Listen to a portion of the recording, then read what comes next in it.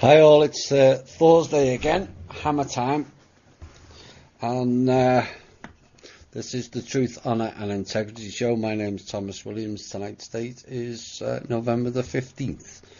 Enjoy the show. Hi all, and this is the Truth, Honour and Integrity show. My name's Thomas Williams. Apologies for the late start. Things have been rolling, and tonight's show will be brutal. It's a line in the sand show, and it's not just for the cabal either. Sometimes people's patience gets tested, and I have a very long patience thread, but there's certain times when that gets pushed. That will come out in tonight's show. I will pull no punches.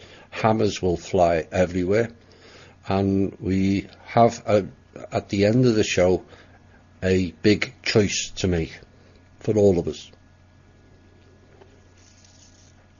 I will not tell you what you want to hear. I will tell you what you need to hear, and it's going to be that simple. There will be no Q&A tonight, although I have pulled some out for a later piece. You will see why as the show develops. We have extensive intel, which is why the late entry, and we have the usual news and views around the world. First piece, which will set the scene for tonight's show. We will all have to stand up, and we should all recognise every life matters. We have to fight for every life, no matter which nationality, religious persuasion, gender or creed. Even if it seems hopeless, or even if we are afraid, because the battle ahead isn't just about survival. It is for our species, our humanity. Do not back down in the face of adversity. Do not turn your back on your fellow man, woman or child, but turn and face yours and our enemy. Look them in the eye and say, no matter what you do to us, we will never go to your levels, and rest assured we will not be backing down, and we will prevail. That will be a theme for tonight's show. The links for the show, if you want to listen live, there are two places to go to. It's Spreaker.com/user/895-5881, and also on the website called thinkdifferent.thepeoplesclub.org. You've got all the past archives. I suggest some of the new members needs to catch up with them and get the gist of what THI is all about, and also what Kim and the Trust are all about. There's many articles about self-empowerment and all the other stuff on there. It's expanding quite a lot, and we've added a new piece of op-ed pieces this week as well, which will be increased as we go along. We have the Facebook page Truth, Honour and Integrity, and the Facebook alternative called MeWe.com. I know people are struggling to find it, but send an email, and this email is for comments and questions into the show, and it's truth.honour.and.integrity@gmail.com. We have the People's Club Foundation. You can go out and find out all about that, and that's thepeoplesclub.org. And once again, thank you for those who have contributed towards me, and that is on patreon.com/TommyW/memberships. Now, the transcripts of the intel and the op-ed pieces are on there, going back 18 months of shows. Again, if you're a new member and you are on Patreon, you can go and check through them, and you get a better gist of what this show, myself, Kim, are all about. Right, let's get into some news. I've cut it down this week because I have a lot more to cover. And one of the first things is the world's total fertility rate. There was a survey done this week, and it has been cut in half since 1950, the fertility rate, and yet the population is still rising, and this is according to a study in the Lancet this week. And the total fertility rate, or the average number of children a woman would have if she lived through all her reproductive years, declined from 4.7 live births in 1950 down to 2.4 in 2017. Meanwhile, the global population has nearly tripled since 1950, from 2.6 billion to 7.6 billion, according to the report, which doesn't make much sense, but there you go. And an average of nearly 84 million people have been added to the Earth's population every year since 1985. I'm ignoring that, whoever is ringing that bell. Could be clowns, but I'm ignoring it anyway. While total fertility rates fell across all 195 countries and territories in the data, they were split roughly down the middle between those below replacement level and those above. And the person who did the survey said replacement describes the total fertility rate at which a population replaces itself from generation to generation, assuming no migration, which comes out to about 2.05 live births, the authors say. For example, a woman in Cyprus had one child on average in 2017, while a woman in Niger had 7.1. And this range is lower than the 1950s, in which the total fertility rates ranged from 1.7 live births in Andorra and 8.9 children in Jordan. And the world is really divided into two groups, they said. In a generation, the issue is not going to be about population growth, it's going to be about population decline or relaxing immigration policies. In countries that want to boost fertility rates, the creation of financial incentives for families, including parental leave, have been shown to have a small effect. Only 33 countries, largely in Europe, were falling in population between 2010 and 2017. This is why Britain, Germany, and the other leading countries in Europe, and also America, is flooding the country with migrants, because those countries of where they're coming from have a higher birth rate. This is to keep their Ponzi schemes going. That's the top and bottom line. Whether it's the pension fund, which they've spent, or various other slush funds to keep money in their coffers. That's the whole top and bottom of it. And it's been going on for the last 30 years. Because Western world is declining.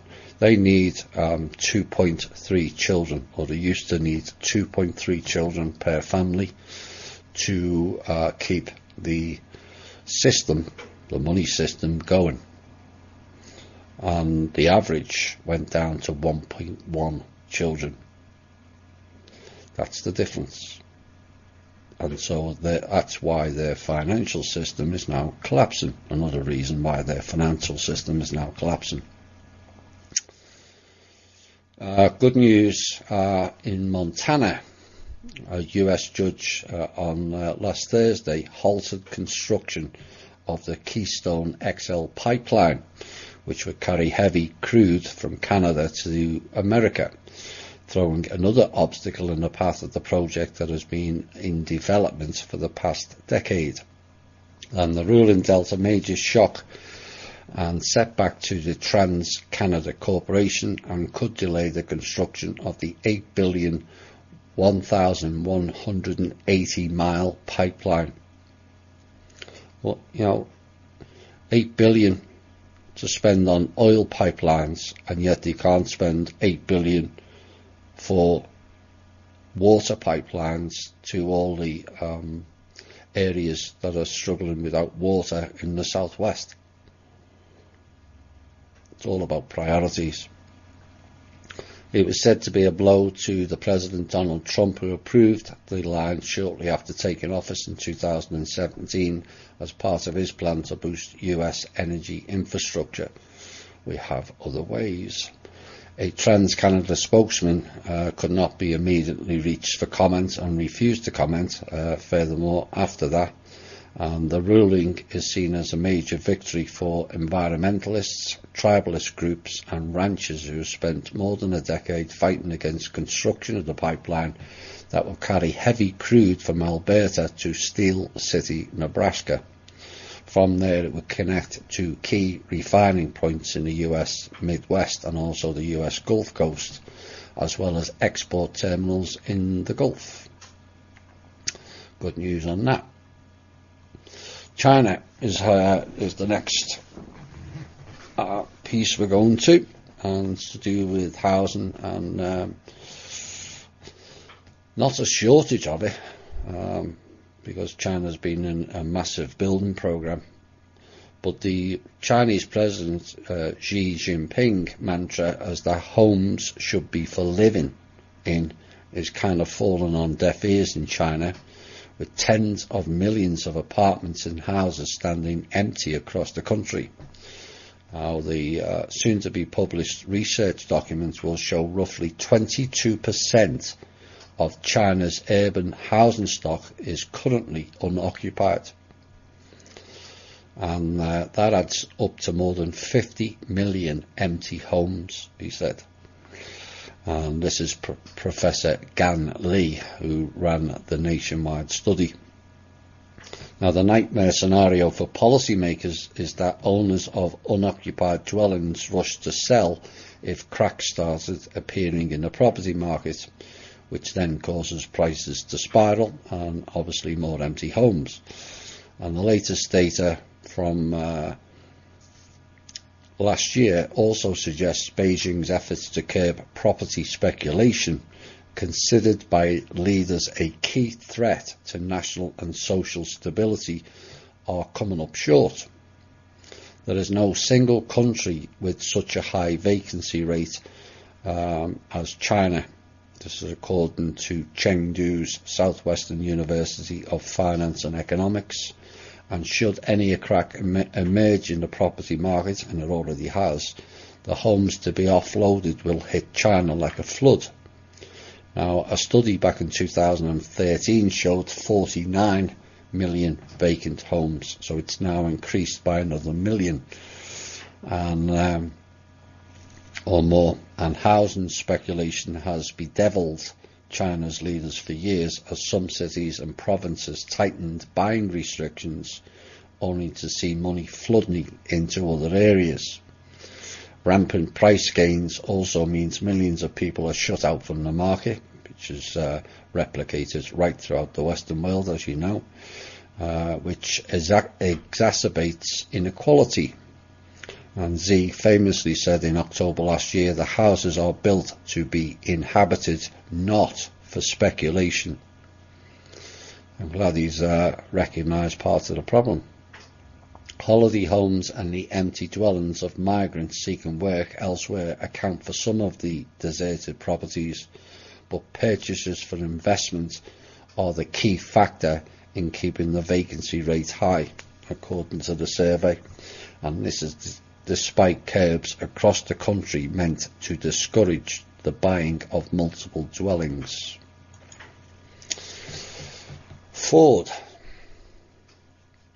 the motor company this time, Foundation has played a massive role in crushing America and its people, but the motor company is now getting close to being labelled junk again.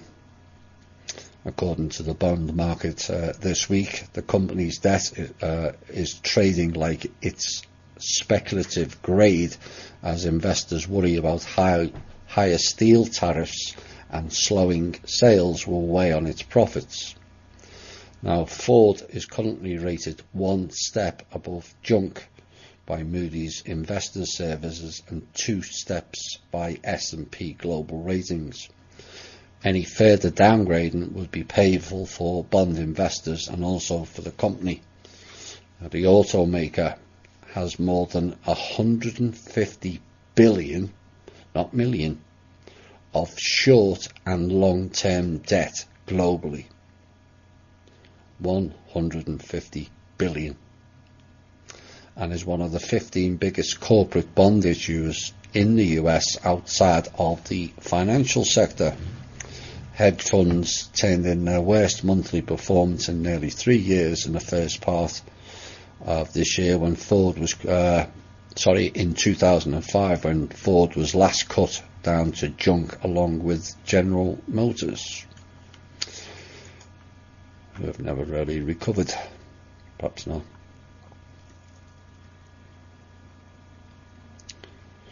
I'll have more on the fires in 2 pieces later, but this is kind of what's been ongoing. Communities across Ventura and Los Angeles counties, including Malibu, Calabasas and the Topanga Canyon area, were placed under mandatory evacuation orders last Friday as the Woolsey and Hill fires approached.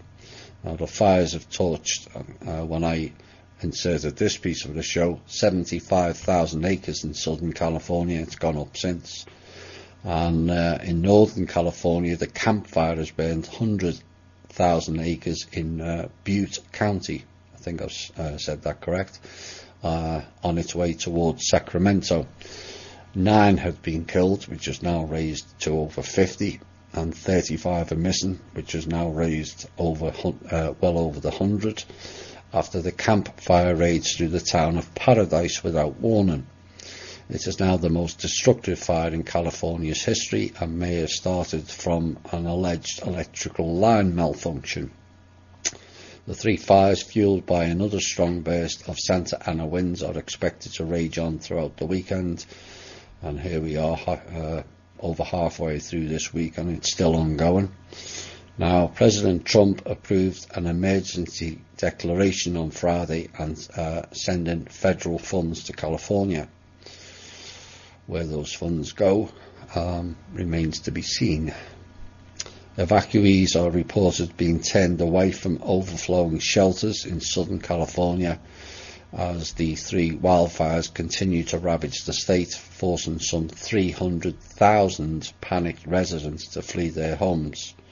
Now, communities across Ventura and Los Angeles counties, as I said, were placed under evacuation orders, and the fires have razed countless buildings and homes to the ground, and more than 600 members of law enforcement canvassed the area through Friday night, pounding on doors to tell 250,000 residents to leave their homes as the fires closed in. Now, this is covering more than nearly 75,000 acres of as of Saturday morning. And the Los Angeles Times reported that a number of shelters have had to close their doors as they have no more space, creating an even more dire situation as the firestorm threatens to intensify when another round of strong, dry Santa Ana winds blew through over the weekend. Like I said, I'll have more on that later. A teenage MS-13 gang member this week was sentenced to 40 years in prison for torturing and murdering a 15-year-old girl.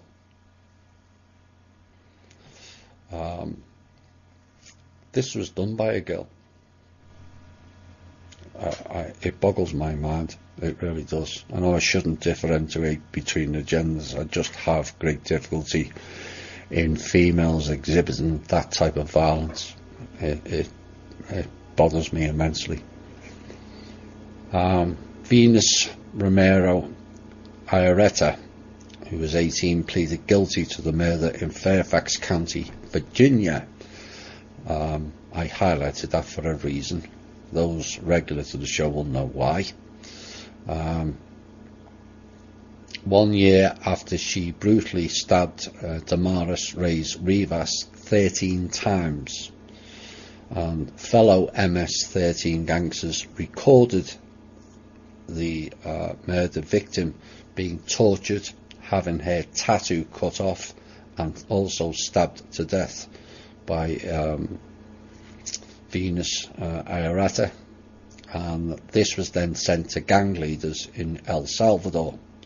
She pleaded guilty to first-degree murder, abduction and criminal street participation earlier this year at the court of Fairfax, County, Virginia, and the judge imposed a sentence of 40 years in prison last Friday. Now, so far, 7 of the 10 people charged in connection with the murder have been convicted or have pled guilty. MS-13, for those who don't know, is short for Mara Salvatrucha, and it consists chiefly of immigrants or descendants of immigrants from Central America. Now, the gang is notorious for its links to cartels, bush and organised crime, and for its ability to access high-powered weapons, because many of the MS-13 gangs are under the age of 18. The US is unable to lawfully return them to their home countries. That rule has to be changed. Now, the gang has a strong presence in Southern California, Washington and also Virginia, all areas with substantial Salvadoran populations. They're not just Salvadoran, I might add. There are at least 30,000 members in a range of countries, including at least 10,000 in America alone. And its official motto is kill, rape, control. Nice people. Germany next. Elite soldiers planned to kill the Green Party candidate Claudia Roth and other left-wingers who they wanted to execute their plot when law and order, according to them, broke down in Germany. It didn't. And they believed it was imminent, and death squads were formed for the assassinations. 200 elite soldiers who formed a covert neo-Nazi faction within Germany's equivalent of the SAS planned to butcher immigrants across the country. They conspired to unleash chaos on what they codenamed Day X when they planned to kill the Green Party leader Claudia Roth, Foreign Minister Heiko Maas and ex-President Joachim Gauck. But authorities smashed the breakaway group of Bundeswehr KSK unit before their death squads could carry out the assassinations. We'll have more on those type of people later. More good news. I don't know where she's going to put all her shoes in prison, but there you go. Former First Lady of the Philippines, former trustee family, cabal-oriented family, fake M1 family, etc., etc.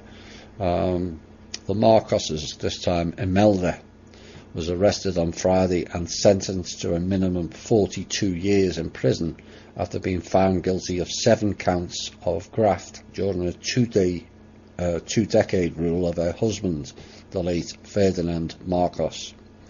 An anti-corruption court in Manila sentenced Marcos, who is now 89, to serve 6 to 11 years in prison for each anti-corruption violation after she funneled some 200 million to, go figure, Swiss accounts. I wonder who lives there. Yes, those unlovable Rothschildians. During her term as Manila governor between 1978 and 1984, the charges took over a quarter of a century to prosecute, as many potential witnesses were executed prior. That's how they work. Now, the ruling disqualifies Marcos from holding public office, but according to legal experts, it's unlikely that Marcos will spend time in jail due to her age and possible appeals. And we'll see how age makes a difference. Either way, I hope she's dealt with in a suitable manner. Back to America again, and the spending costs of each state. Each state spends billions every year just to keep prisoners locked up. Nearly 1.5 million Americans were incarcerated in state prisons, and this is according to the last report in 2016. It's probably gone up since. That same year, United States spent about $58 billion to keep these people locked up. A lot of money in it. It could go to so much better things. How much each state spends on prisons goes far beyond a simple per prisoner calculation. In fact, there's little to no correlation between the states that spend the most per capita and the states with more prisoners per capita. Instead, variations in state spending boil down to a range of budgetary factors and also policy decisions. Prisons may have many expenses related to their main function of confining lawbreakers, and in addition to securing the prisoners with infrastructure, technology and personnel, they have to provide inmates with the basic necessities such as food, healthcare and even entertainment. On a per capita basis, states' prison spending ranges from less than $100 per person to nearly $500 per person. A Wall Street review, the states with the highest and lowest prison spending per person, according to the research conducted by the Vera Institute of Justice, which is an independent non-profit national research and policy organisation, and one of the primary drivers of the differences in state prison spending per capita is salaries for prison personnel. Now, the cost of hiring staff, according to the group's report, accounts for 68% of total prison spending, and as a result, states where correctional workers have higher average salaries tend to spend more per capita, and the opposite is true among the low spending states.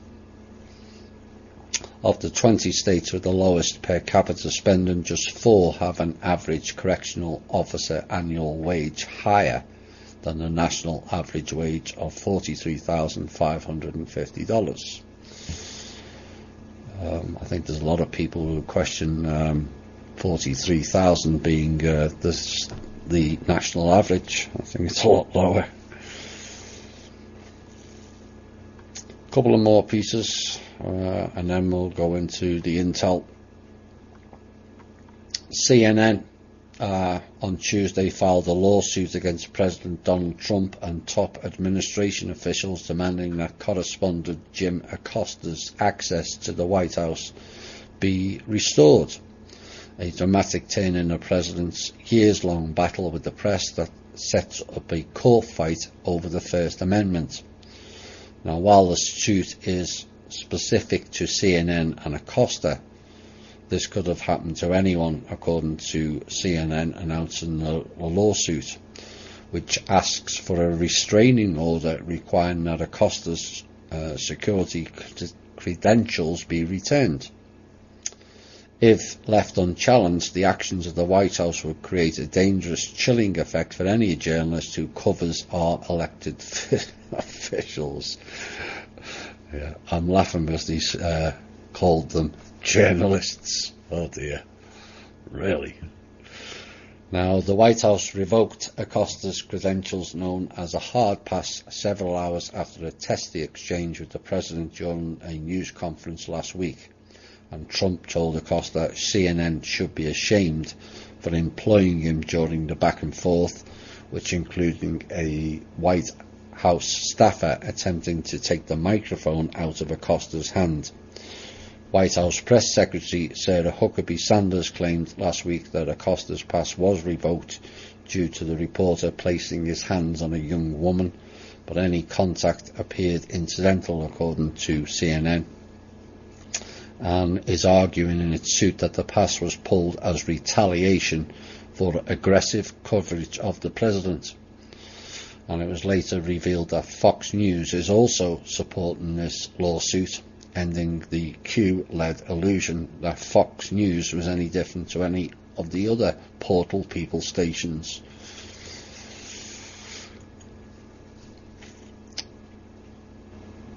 Angela Merkel, who won't be lasting much longer, has requested this week that the European Union should work towards creating its own joint army. Comment in the middle. She made the statement just after marking the centenary of the end of World War I with world leaders in France. Merkel told EU lawmakers on Tuesday that we have to work on the vision of one day creating a real European army. And in a speech at the European Parliament in Strasbourg, France, Merkel said that such a force would not mean the end of NATO, which is the US-led military alliance, and she called for the creation of a European Security Council. Really? So, what about the American people, Mrs. Merkel? Or should I use the correct term, Hitler? We, the American people, have been paying for your security for the last 70 years, and quite frankly, we're tired of it. And you can call it a US-led military alliance all you like. It's nothing to do with America or its people. NATO is a rogue army, which you, Germany, and you, Merkel, have propagated. Pure and simple. Otherwise, you would have thrown them out as a rogue entity, which is what should happen anyway. NATO is Rothschild's private army.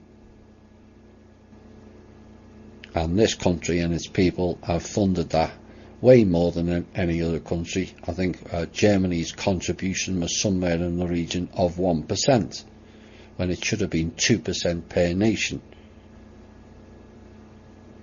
America's, if memory serves me correct, and I'm not getting mixed up with the UN fund, of which the American people pay the bulk of that also, is somewhere in the region of 25%. Or is it? No, that is the UN. It's 4 to 5%. So why are the American people protecting the European people with our money, and yet Germany contributes 1%? So go and create your own European army, but first throw out NATO and shut down their rogue operations. And please don't be asking the American people to pay for it anymore, because we're sick of it. Last piece, Israel's defense minister has announced he's resigned yesterday, I think this was, over the cabinet's decision to accept a ceasefire. Tells you everything about this particular guy. Which ended 2 days of fighting with the Palestinian militants, as they're called, in Gaza. Avigdor Lieberman denounced the move as surrendering to terror. Oh dear, does he not read his own words? And he said his right-wing Yisrael Beitenu party would leave the ruling coalition, which could lead to an early election, which may be of interest. That may end Mr. Netanyahu as well. So go ahead. 8 people were killed on Monday and Tuesday as militants allegedly fired 460 rockets towards Israel and Israeli forces, who then in return got planes out and bombed 160 targets in Gaza. and the ceasefire was largely holding as of yesterday, and schools and businesses in southern Israel reopened after no rockets were reported overnight. However, Israel's military said it had shot at and captured a Palestinian man who tried to breach the Israeli-Gaza border fence while hurling grenades. You know, it makes you wonder, where did he get these rockets and grenades and military equipment? You know, Palestine's a very poor country. They can't hardly afford to feed themselves, never mind of expensive, 460 rockets. Methinks it's the same countries who are firing back are the ones supplying. But there you go.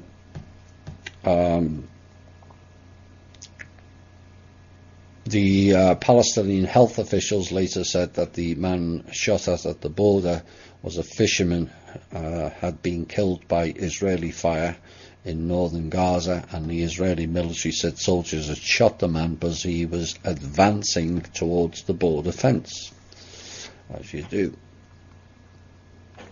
You imagine the outrage if the migrants on the Mexican border and the caravan, if the American military opened fire on them just for approaching the border. Can you imagine the outrage on that? And yet nothing gets said when it's a Palestinian. Something to ponder. Right, we're going to have one song. Yeah, just one, and then we're going to go into Intel and the meat of the show.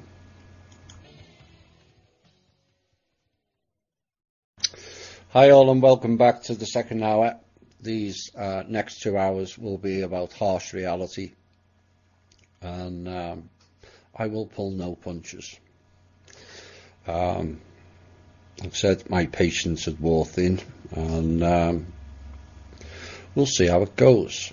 So the first bit is a repeat of the Sunday, I think there was a Sunday, no, Friday show. Intel. It was rather short, there's a little bit to add, and then we'll go into the other Intel pieces of what's really going on around the world and what we're doing about it. So the Trump-Putin meeting was cancelled, which was due to take place last Sunday. Very, very, very stringent efforts were made to keep them apart in any of the functions or the ceremonies, deliberately by the control system. So it seems the old control system is a little bit freaked by the two of them joining up, but it seems they're getting a taste of their own rather popular medicine called fear. Oh my. What you will find out, you will hear a lot more about in the Portal News, is Russian collusion now. But I can assure you it is not related to any elections, and everything to do with the two countries working together to defeat the common enemy.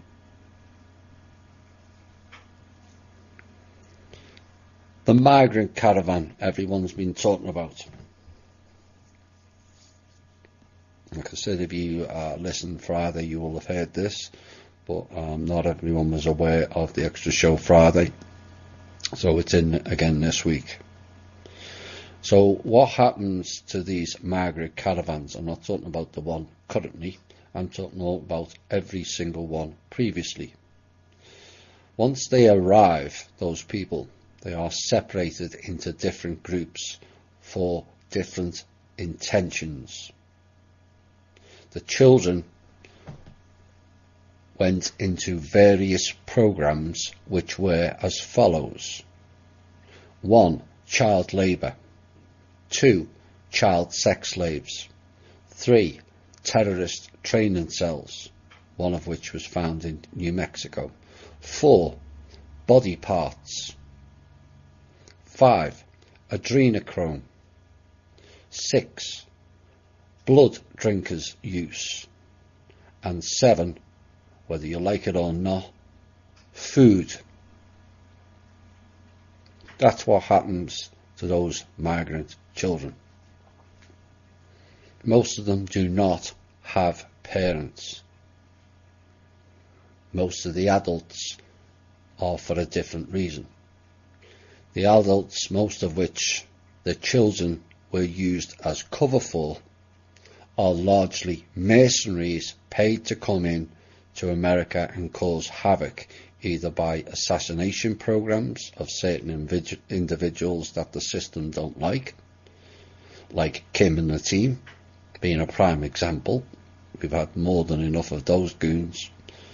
And other programs like school shootings, church shootings, of which there was one recently, and other deliberately engineered incidents, whether people died or not.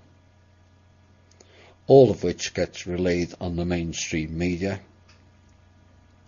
by the portal people who, to me, are the scum of society and need to be stopped now. Mr. Trump or anyone else in this country cannot move forward with these psychopaths and complete scum of society known as the mainstream media in tow. My suggestion is raid the buildings and turf those treasonous turds out now. Not after this or after that, like now. Next item. Watch out for more firings. People being fired. They are in the works. It was near damn...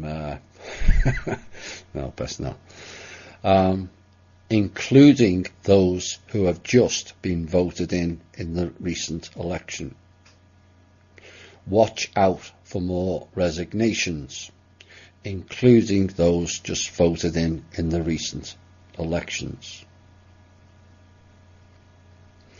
Next item. The United Nations are that desperate for funds, they went to a rather poor country in Eastern Europe this week and asked them to lend them $300 million. The irony is, the so-called UN tore this country apart 20 years back, ripped it to shreds, divided it up, and left it with their so-called peacekeeping force. Yeah, right. Same pronunciation, but different spelling. The real spelling is P-I-E-C-E, as in, we'll take a piece of this and we'll take a piece of that country. That is how the UN operates.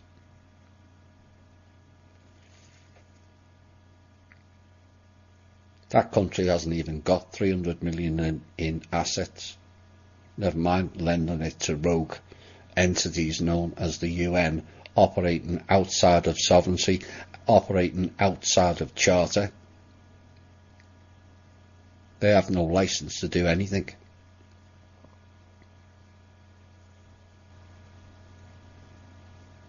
Following further,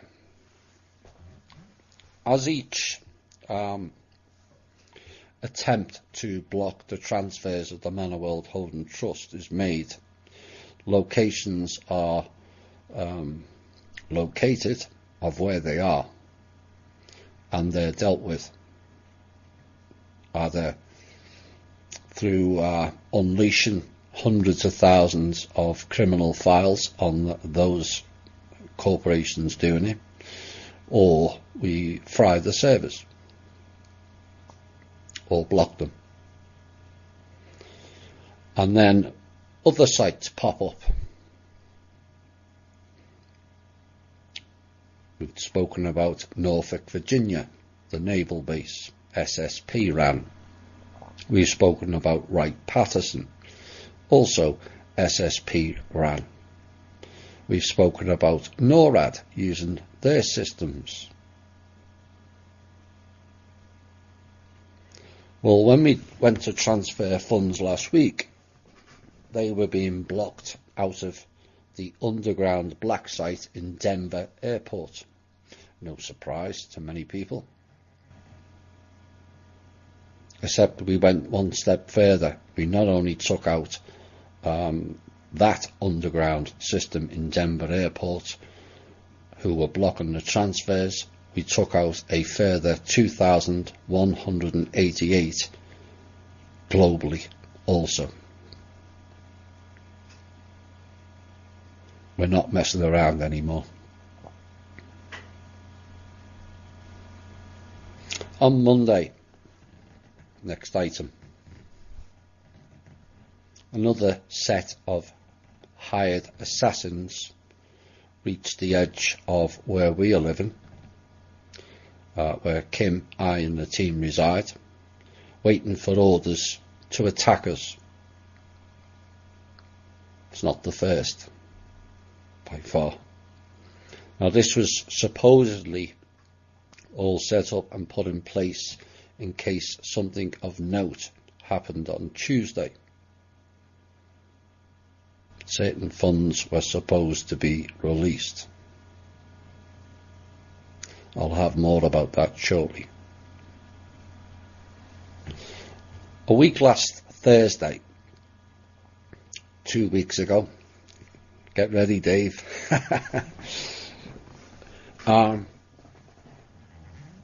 The Manor World Holding Trust ambassador was waiting in the Treasury building for cards for various projects, but was denied access by FSP, Federal Protection Services, who sent goons to chase him out of the building, and then they installed a computer virus inside the Treasury to block him getting in and collecting the cards at the request of Hillary Clinton and also a company known as Citadel. This is the lengths they are going. Next item. Tuesday arrived. Kim had mentioned perhaps something would happen Tuesday. On Tuesday, despite a presidential approved executive order, an ambassador of ours went to the Treasury to collect the card, which would then be loaded to the tune of 105 billion by Kim and the Manor World Holding Trust in order to start the clearing up and full restoration projects in Florida, Georgia, North and South Carolina, Alabama, and also California. FEMA have done nothing, as they were told to wait for Rothschild's funding, which, as we all know, will never ever arrive. Our ambassador, who was in the Treasury building waiting for the cards, was then greeted by a company called Citadel from New York. Our guy and told our guy to get out of the building now, and the Treasury then told Citadel he has our and also President Trump's full approval to be in the building and collect the cards for distribution of the funds. Citadel, who operate a security under the so-called government services contract. For those of you familiar with Anna von Reitz's work, she is correct on that. The 19 government services that are not really government services at all. Forced our ambassador out of the Treasury building with no cards and subsequently no funding for the disaster areas, all at the behest of Hillary Clinton, or commonly known as Anne on this show. Citadel is a private company, what is known as a government contractor, but clearly doesn't work for and by the government. In fact, Citadel's contract ran out and a third-party company was then set up with the staff of the former Citadel then went and joined them. It is that third-party issue that is causing most of the issues.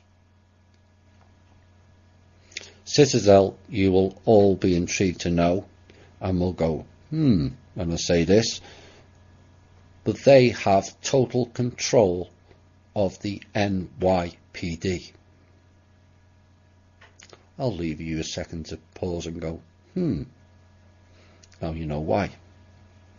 Like all other government contractors, private hire groups who collect the government money and spend it on whatever they like, and also call the shots over and above the American president. This is the reality of what's going on in this country, folks, whether you like it or you don't. The country is being hijacked by private mercenary groups in this country that is not only stealing all our money, but believes they are above and beyond reproach from the president, and can subsequently act as they see fit. It is time people learned this as the real truth and accepted the reality, and then hopefully do something about it. Citadel is in essence, or the third party subsidiary is in essence, a foreign enemy invading our country and should be treated as such. 105 billion, which would have got people back into their homes quicker, electricity back up, roads rebuilt, bridges rebuilt, energy put back for people to go back into their homes, all blocked at the behest of Hillary Clinton and her band of goons, basically telling the president to go and F himself. We had a presidential approval and executive order for disaster relief.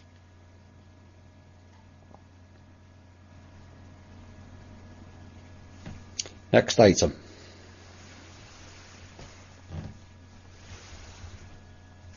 Mr. Trump said this on a tweet last week. It's probably the first time ever a president has, a standing president anyway, has divulged what used to be classed as conspiracy right out into the public forum. And he said as follows: there is no reason for these massive, deadly and costly forest fires in California except that forest management is so poor. Billions of dollars are given each year, with so many lives lost, all because of gross mismanagement of the forests. Remedy now or no more Fed payments. He's correct. You'll now find who really started the fires. So you want to know the reason for the California fires, the Mexican border issue, Americans being shot and killed, returning to their damaged homes after Michael, the same that happened to the people of the Ninth Ward in New Orleans after Katrina, the same groups who participate in terrorist training cells within our borders, the same group who conducts hideous experiments on our people, participate in false flags and collect funds from the government with zero oversight, the groups known as government contractors, aka mercenaries.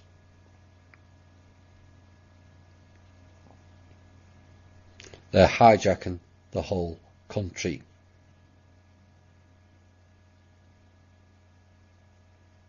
And I don't care whether you're a Republican or a Democrat, whether you like Trump or you don't. You either get behind the man or face severe consequences. The real culprits who started the fires in California are the same goons with a base off the island off the coast of Oregon. I think it's called Whidley or Whitley Bay. The SSP started the fires in California, supported by the new Pindar John Von Wright, and also the electrical company PG&E, which is owned by a Rothschild.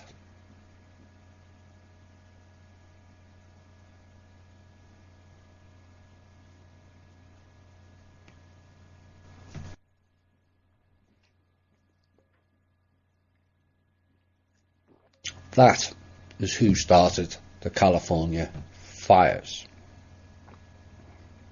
SSP.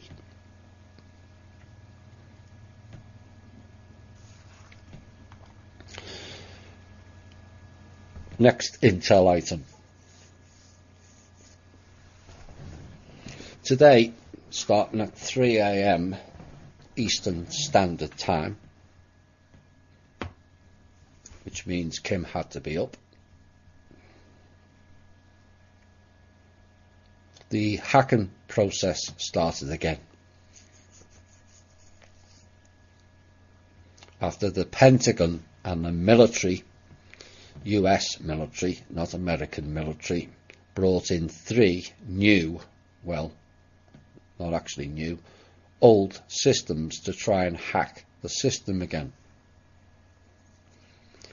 Apex being the name of one of them. All of it was orchestrated by internet sensations Matt Schuler and Megan, who were from the Tolek show, right inside the Pentagon. Now, the reason they brought in the 3 new systems is as their originals, as we mentioned last week, are all still down, after we took them down last week. All 3 systems they brought in and subsequent hacking attempts all failed. So who is this Matt Schuler and Megan? A background of Matt is he thinks he's the reincarnation of Jesus' brother Thomas. Megan thinks she is the reincarnation of Mary Magdalene. They both work for the Chinese elders. Fine, if they think that they're those people. But would either of those people who they think they're reincarnations of, would either of those people assisted the people of their country to hijack it in favour of Chinese elders?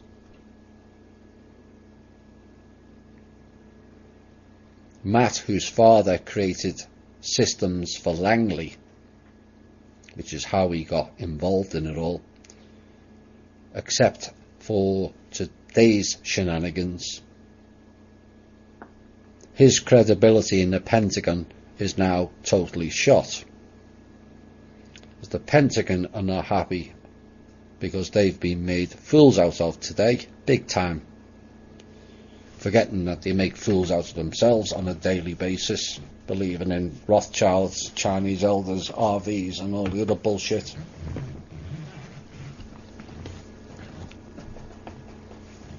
But the Pentagon are not best pleased. And a message for Matt and Megan: think Heather Giraffe, as your bullshit has upset some very high profile people now.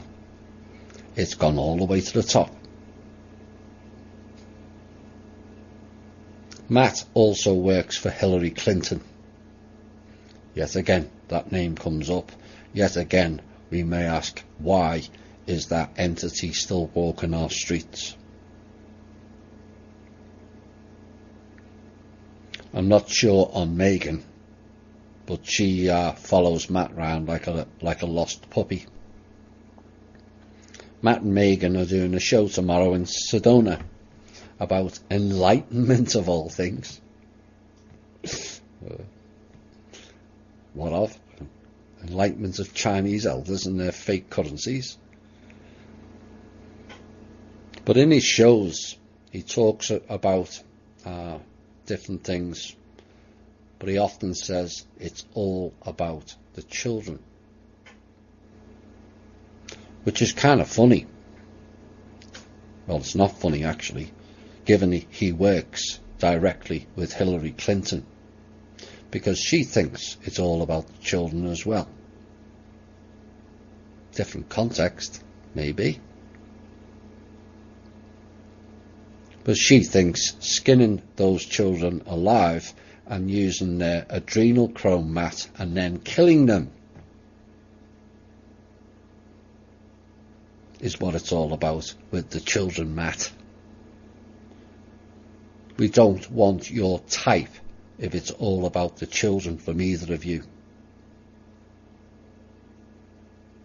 Matt is also a self-confessed personal bodyguard for the Chinese elders and was also offered a job by them this week to work for the AAIB. Again, message to both of you. You are participating in committing treason against this country, its president and its people, by selling us out to fake Chinese elders, all to make the two of you look oh so self-important. Time will show how important you really are, and the consequences of your actions, given you've already shredded your credibility today inside the Pentagon, so you've lost their protection. I wouldn't like to be you two going forward. These are the same two clowns that have been feeding Anna von Reitz the utter BS she's been writing recently as well.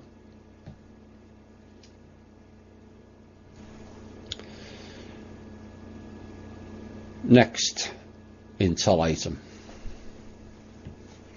Today, the Pentagon, following their failed early morning, hacking attempts, one into Kim's Bank of International Settlements accounts, the second directly into the White House account, which is an emergency fund account, without permission of the Commander-in-Chief, and I'll repeat again for the clowns that listen to this, without permission for the Commander-in-Chief, Mr. Trump, I might add.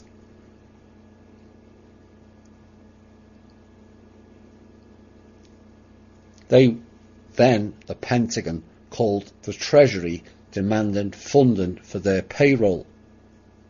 Treasury told them they don't have any funds for their own payroll, never mind for theirs.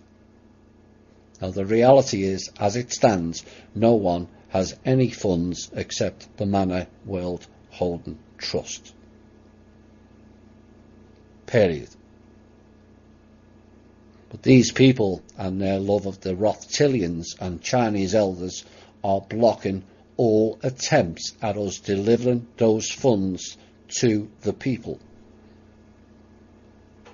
Where's the outrage?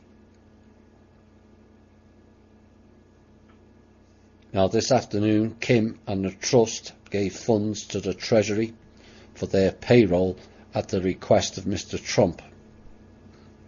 As for the Pentagon, they can go and swing until they get on board with this country, not USA or US, America and its people. And subsequently, and I'll repeat again to remind you, because you seem to have forgotten, your Commander-in-Chief, Mr. Trump. not Mr. Hu Flongdong and Zhao and all the other fake Chinese names.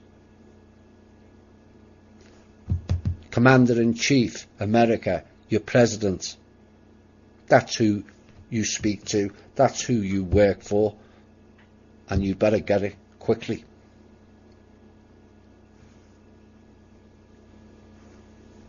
Next item, IMF.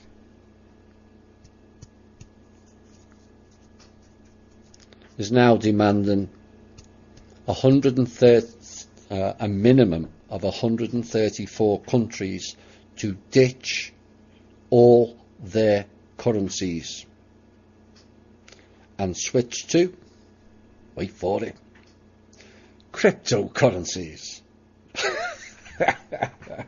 You can't make this shit up. And I think people and countries are now as stupid as the clowns in the alt media, waiting for their cryptocurrencies and blockchains and all kinds of other bullshit to pay out. Fresh air tokens, I call them. So they had meetings, the IMF, with all central banks and instructed them that they are going crypto. But I'm pleased to report, because of the work done by Kim and the team, all countries are rejecting the idea completely. All of them. Furthermore, all said countries have now found out that their contracts for currency printing with the Federal Reserve and the Rothschilds' own printing company, De La Rue, has now expired. They all now know. And that means they don't have to purchase, which is what they have to do, their currencies from them anymore, or deal or trade with them anymore. An alternative is currently being worked out between the countries, the leaders, and also the Manor World Holding Trust team.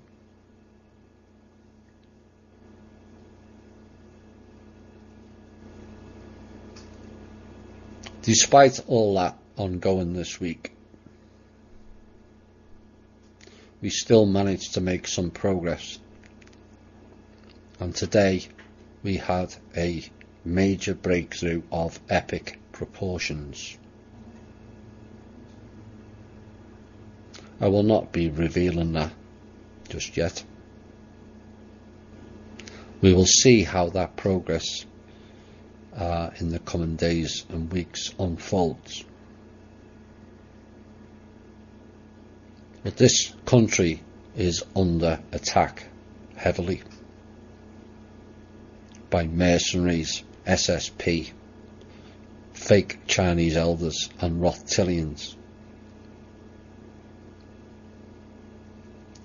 in allegiance with rogue military agency and Pentagon people who appear to have zero concern of the people of America.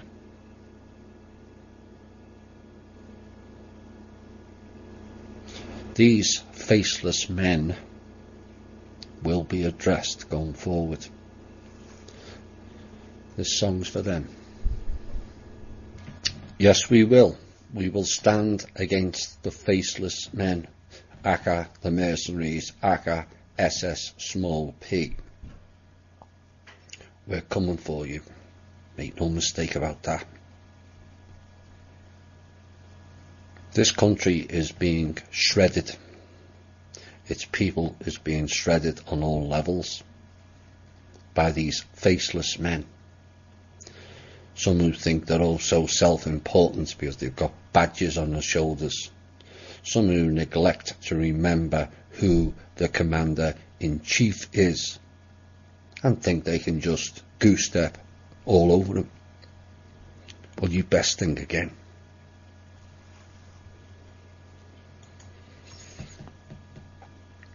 In 2012, into the op-ed pieces now, from pretty much 2012 onwards, I highlighted what I call are, or were, the four main problems in America.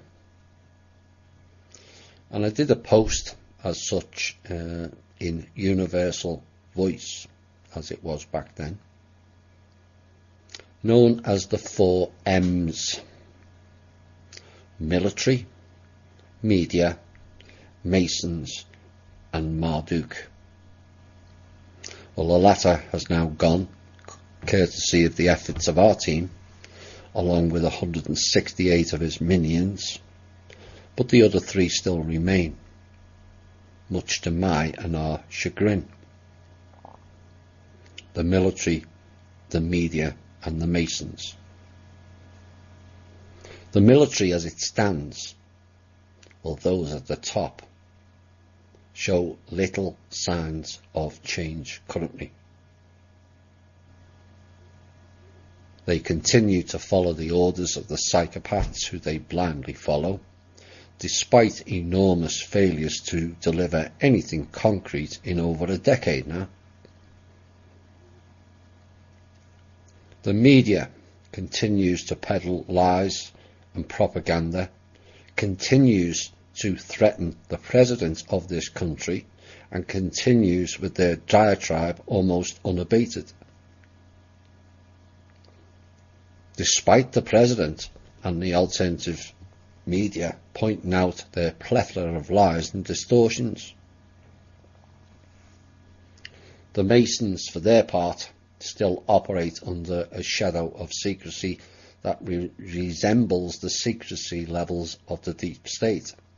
And no, it's not a coincidence. We have to, in some ways, start to address these three, plus another M that has now become of ultimate national concern for this country, and every other country for that matter. The new M is mercenaries, private government contractors, except they're nothing to do with any government. Before it's all too late. It's going to require volumes of courage and aptitude. We have done much already, we being the Manor World Holding Trust, to lay the platform for you to operate on. But we need some support now to venture further forward. And we will be with you every step of the way. Remember that. Next piece.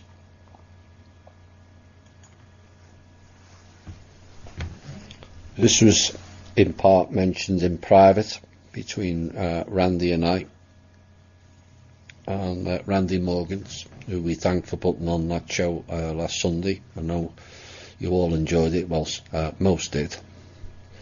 Some didn't, and I will have a piece reflecting that later. But we've come up with the idea, along with Alan of OYM, of a new alt media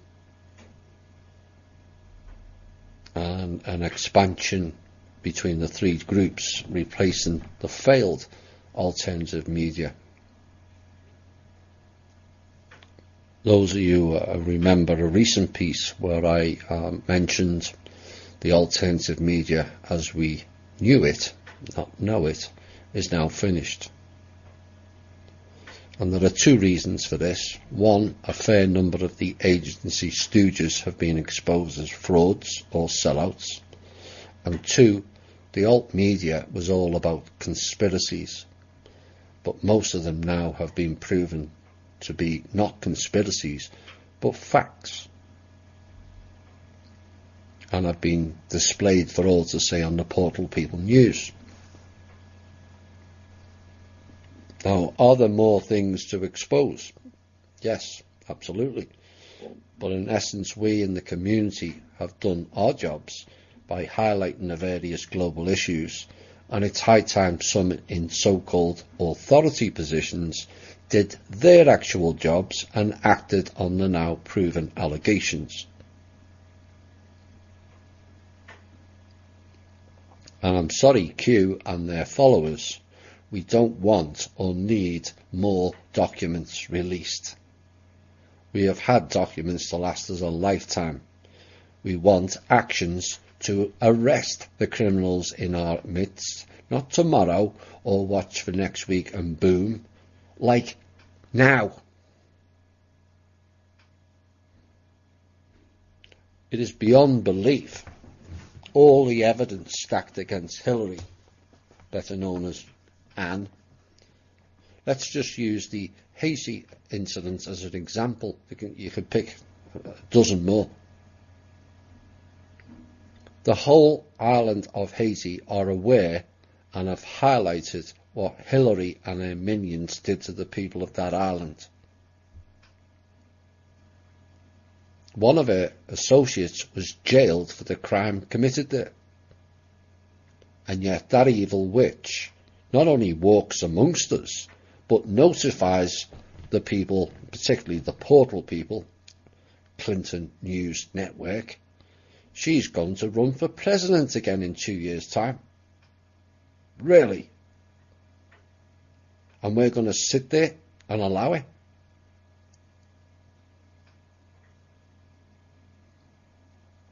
So to Q, to use a common acronym, NDA, which in this case means no documents, actions.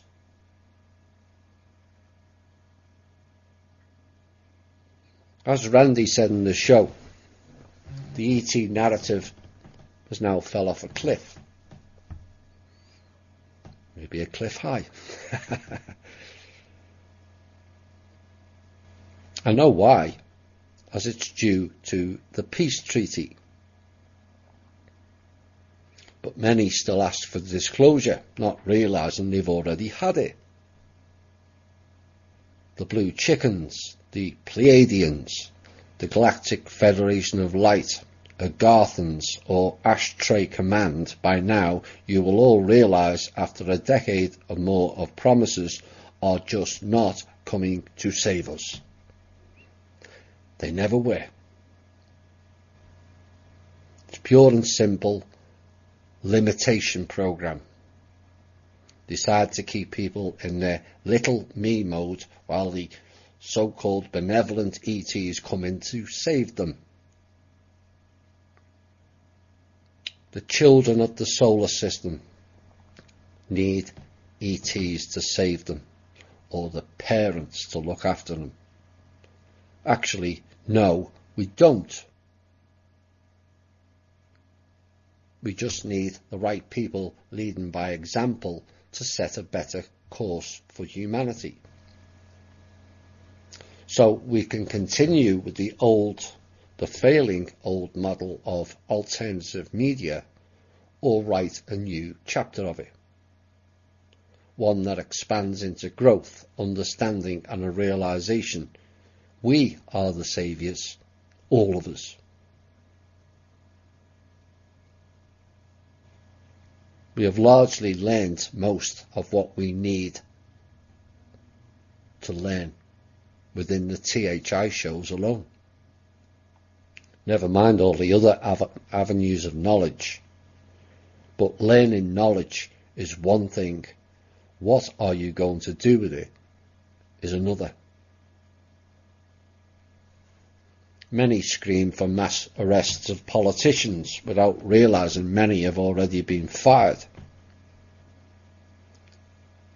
Has it to date really made that much of a difference? Replacing one corrupt or corrupted model after another. We need a clean sweep of most of them, a phase in and a phase out fashion, and also hope the ones that are phased in don't fall for the seducement of fake titles and personal monetary gain like those who went before them.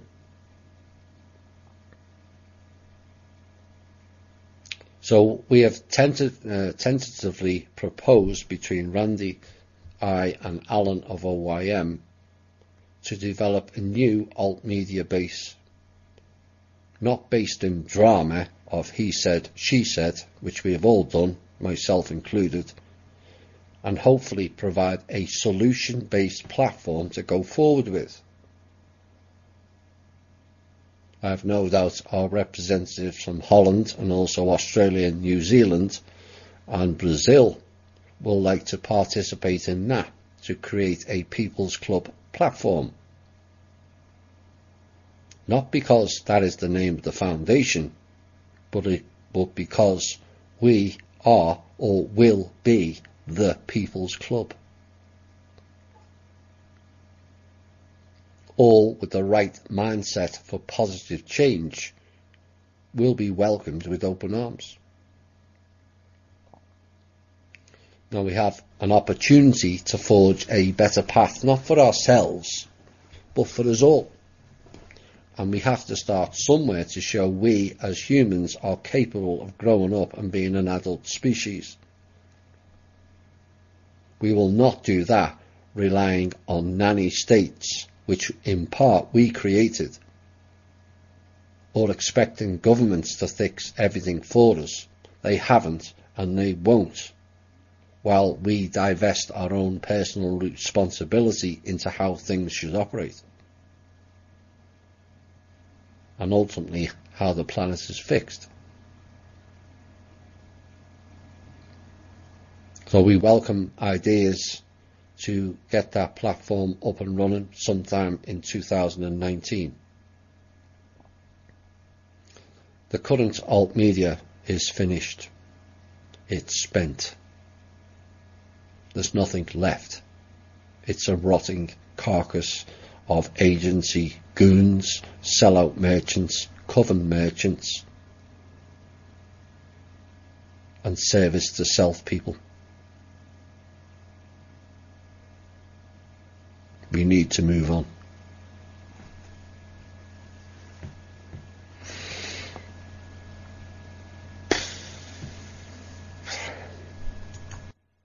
Next piece. One of the things anyway, that's pushed my patience this week. I keep getting asked questions in the show and also on the chat of how do we do this or how do we do that, or what or when am I or Manorworld Holding Trust or the UPU or the council doing to fix things.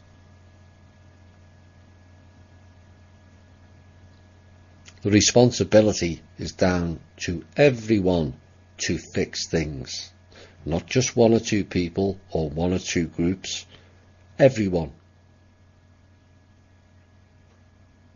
Now, I was asked a question this week of what we, the team, are doing to fix California. My answer is a question back. What have the people of California done to correct issues relevant to their own community? I'm not talking about all of them. I'm talking about in general. Because if I could see the problem and said show about California in a show over 3 years ago, why haven't a group of California people seen it for themselves and subsequently acted upon it?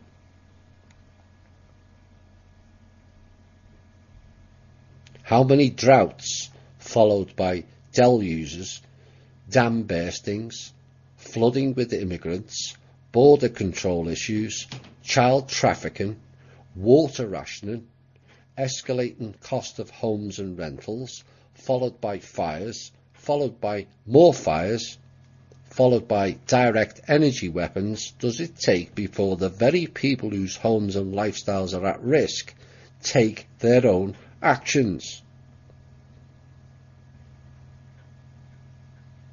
That is the real question. It is your responsibility to act. No use waiting for the military or the government. You've seen what the blocks on President Trump in the intel. They can't do nothing.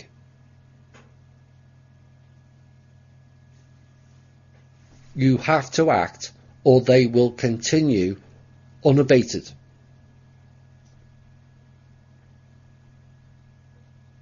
I mean, how can we be expected to help people who vote in clowns like Schwarzenegger, Pelosi, and fucking Feinstein, for Christ's sake? What's wrong with you people?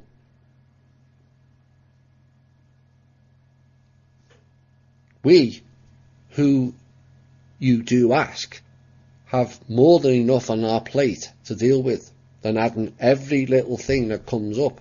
We're stretched enough as it is.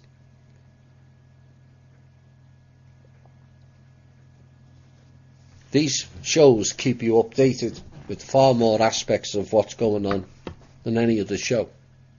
I'm going to say, than any other show. It is your responsibility to listen to it if you wish to stay up to date with things that are ongoing. Or you can pick and choose your shows like some appear to do and miss key aspects. And then ask a multitude of questions to myself and other members who did bother to listen. I do these shows not for my benefit, as I know most of what's going on, but for your benefit only. Now, if you're new to the group, questions are welcome, and I and many of the members will accommodate you. But please, for regular posters, cut back in asking which show was this in or which show was that in, when all shows and transcripts have been and made available for your benefit. We have too much on our plate.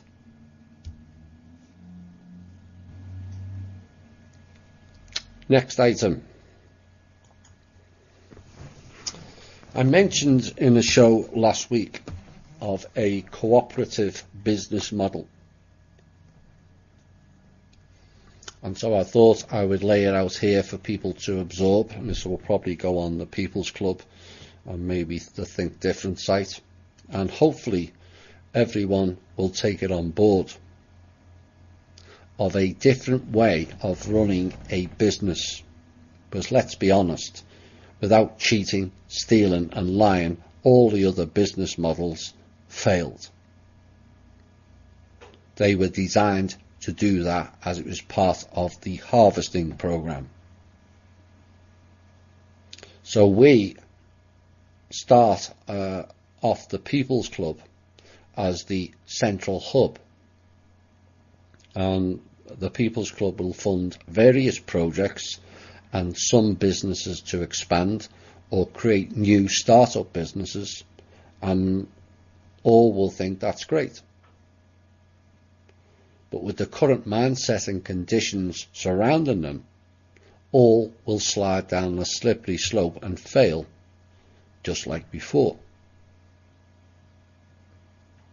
Now, there are a number of reasons the current core pirate business model doesn't work. 1. CEOs, shareholders and upper management cream too much out of the business, buying fancy cars, expensive all-paid first-class flights and also meals. 2. Middlemen or brokers taking another cut out of the sales product by arranging deals whereby they are making money, in my opinion, under false pretenses, like middle mafia. 3. The staff of the corporation or company feel they have no value based on wages earned. 4. Staff have no desire to help or support the company outside of completing their hours they are allocated to work. Most just do enough within the 9 to 5 and are just passing time to clock off. 5. Profit margins are set too high, which is to fund the groups in examples 1 and 2, and that is what empties out the coffers. So you have an uninterested, unmotivated staff who are poorly paid, with a few selective people who have put very little into the company and take out vast privileges and salaries, and then cream off further by getting shareholders' dividends, and the people wonder why it all fails in predictable time period cycles. Because it was designed that way. So how do we come up with a model that not only makes the business thrive, but the people within the business motivated and happy? And the key is we don't repeat their methods. The key is at the top and the bottom. The CEOs, shareholders and various layers of management need not only scaling down in terms of size, but also salaries. The margin between the top and bottom is vast, and that gap has to be closed. It has to.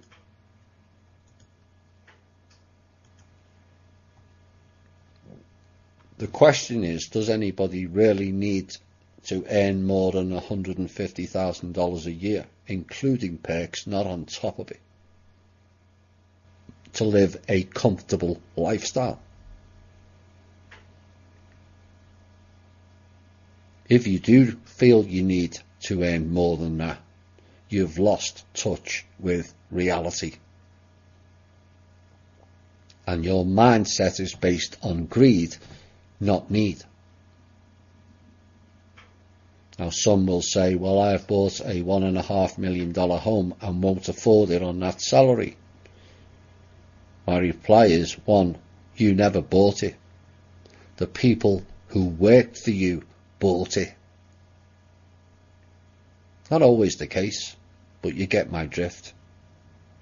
Your staff and their labour was what bought you that home, or somebody else's staff and labour. Now, some people may not see that concept laid out as it stands, as too few follow the to and from transactions of where everything goes or where everything came from. But it is the staff labour who created or distributed the products that generate the income that the top end people cream off.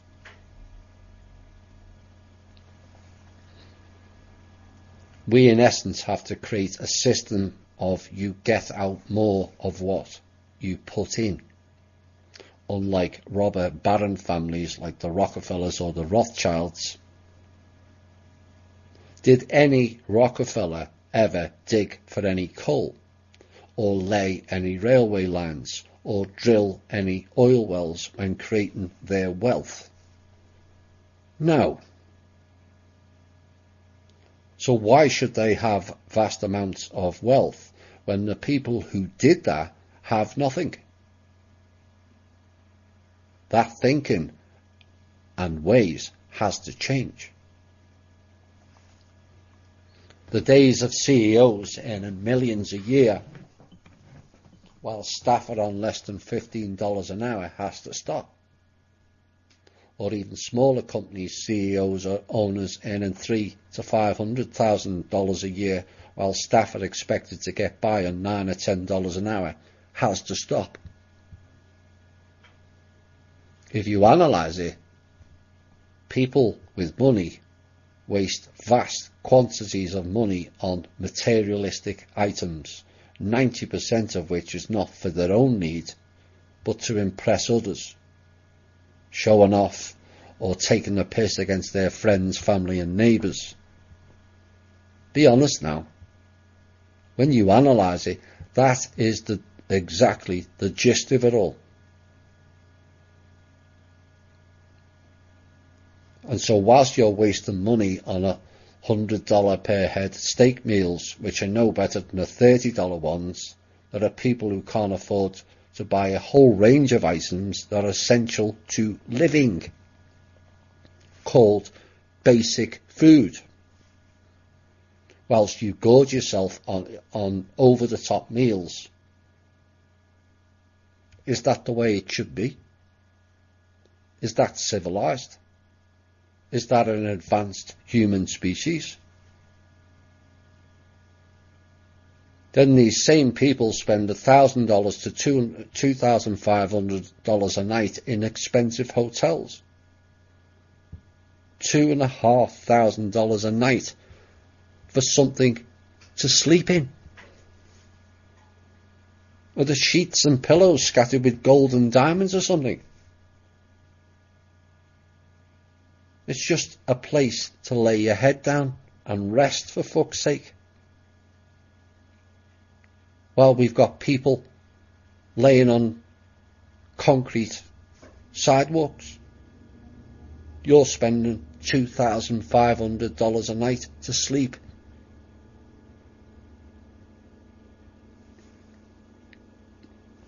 People have less but a family of 4 to house, clothe, feed and keep warm or cool for a month than these people are using to sleep somewhere for one night. It's absolutely obscene and so far out of touch with reality, it's just not funny. So all that thinking of the old model and ways of being has to be changed. It won't change by asking the government. It only changes by the actions of the people. So here is how I would like the People's Club to operate. So the People's Club sets up a new business. Let's just say a clean water project, and invests in that company. What we would want is for it to create a load of new jobs with salaries that are shared amongst the company. So the top people are not earning 10 or more times the staff are, nearer 2 or 3 times at best. The company would have no shareholders in the old sense, but all staff would be the shareholders of the company. This then motivates the staff into better productivity, as the more they put in, the more they get out. Staff would be encouraged to attend most, if not all, of the company meetings, as they are just as important as the owners. And these meetings should take place within the work environment and not some expensive 3 or more day conferences in some lavish hotel that eats away at profits and makes the products more expensive to the consumer. Company profits could be set at a non-nominal agreeable figure. Let's use the example of 10%. This can then lower the cost of the product, and so it becomes more saleable to the general public. Excess profits can also be put back into the People's Club for further investment into other companies who operate the People's Club way. That company then becomes the future role model for the rest. So say we have 5 or 6 companies now operating under the new way, and we are doing business with the companies who are operating in that way. We have a few options. 1, we teach that company a better way and reduce their prices to fit inside of our budgets and ways. Or 2, we create a new company to compete direct against them, and they will either jump on board or lose their share of the market.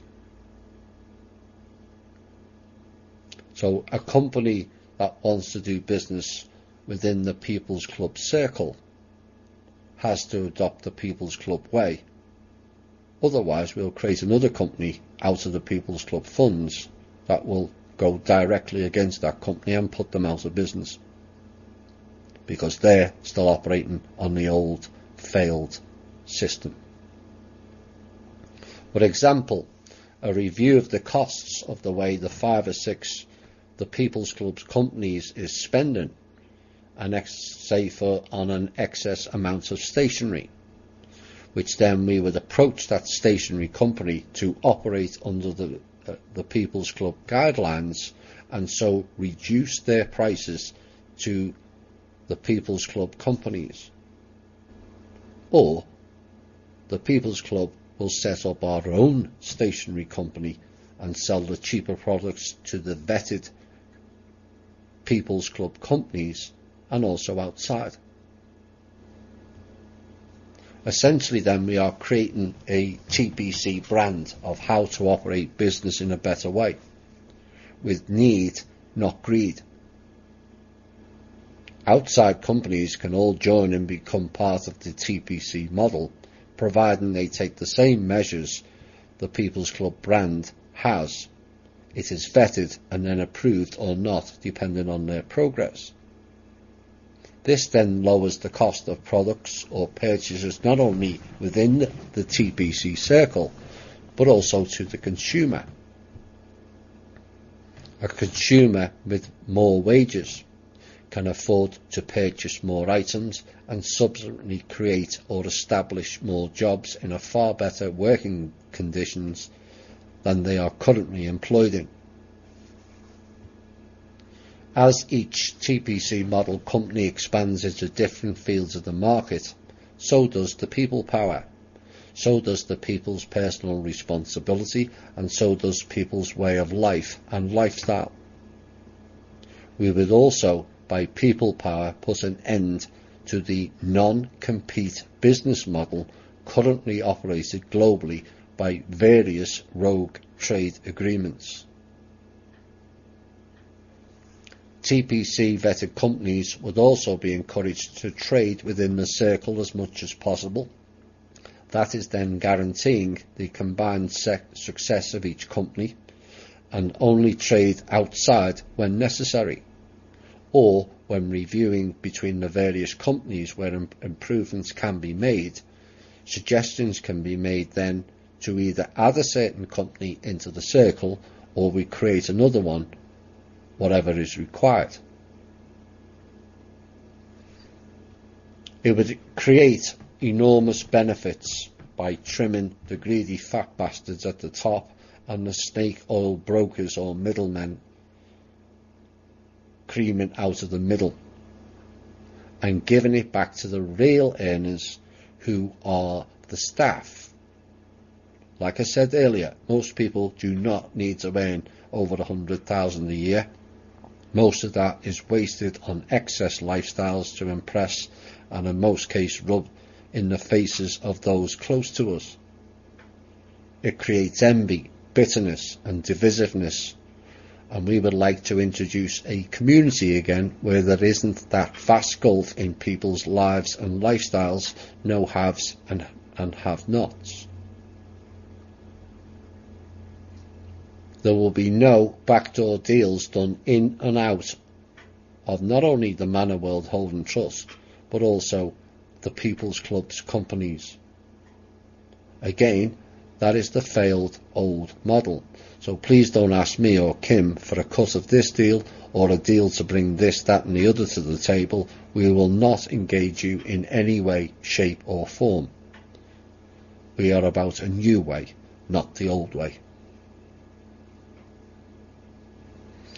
If you wanted to create a business out of funds from the People's Club to make you a millionaire, famous, or support an over-the-top lavish lifestyle, you are stuck in the old cabal core pirate frequency of dog-eat-dog. For every millionaire, there are millions without the basics in life. Remember that. It will be the key going forward. Think and act different. We'll be back after this next song. Is there a better way? You bet there is. Hi all and welcome back. There's a question on the chat regarding the last piece of the business model. How are we going to enforce it or force it? We don't have to force anything. Once we have the funds in the People's Club and we create our own business model, and word gets out, that our staff is looked after better because we're not paying greedy, fat bastard shareholders and snake oil middlemen, everyone's going to be happy. Everyone's going to enjoy doing their job. The stark difference between the people working within the circle of the People's Club new business model compared to the old failed one will get noticed rather quickly. And as we increase either creating new businesses in various ventures that then become part of the People's Club circle, or vet outside companies that come into the circle that must operate in a better and different way. It matters not what the other companies do. We'll work around them. Remember, their model failed. And it failed deliberately because it was all designed to. The same people at the top of every corporation siphoned off it, lived lavish lifestyles, knowing eventually it gets taken over and merged into the full-on corporate system. For an example, look at Elon Musk and that group. You don't think the cabal gave him the funds for research for nothing, do you? Setting him up so that they take over all the entrepreneurialism, and that's what we need. We need entrepreneurs back with fresh ideas, not old failed models that have repeatedly failed. No new ideas, all new ideas stifled, whether it be new technology, new energy, you name it. All stifled because they want to continue the old harvesting program. Except the harvesting program's failed. It's not happening. But they are continuing in it, and that's why none of them have anything left. But we will. And we'll work around them. They either come and join the people power or die. It's that simple.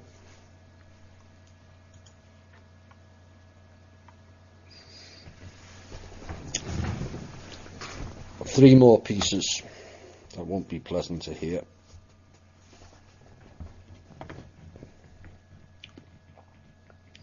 One issue came up, and not just this week. It's been mentioned in questions which I've largely passed over. But it came up again this week, and so I'm going to address it. The issue of reparations, and particularly in this aspect for the black people and how they suffered in the past. And that is the key to me. Suffered in the past. Most of the real people who suffered have now passed on. So how can they receive reparations? Because you're not telling me the current black people deserve to be paid reparations based on the awful suffering of their ancestors, are you? Because if so, that is not based on what suffering took place and everything to do with you monetizing somebody else's suffering. It's wrong and it's poor thinking.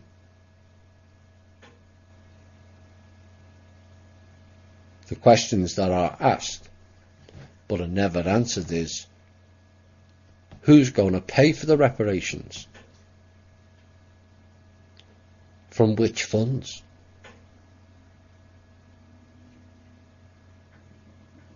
Do you expect the now deceased land and slave owners to pay for it? Or do you demand reparations from the people of your own colour, the Africans, who rounded up their fellow Africans and sold them to mainly white people.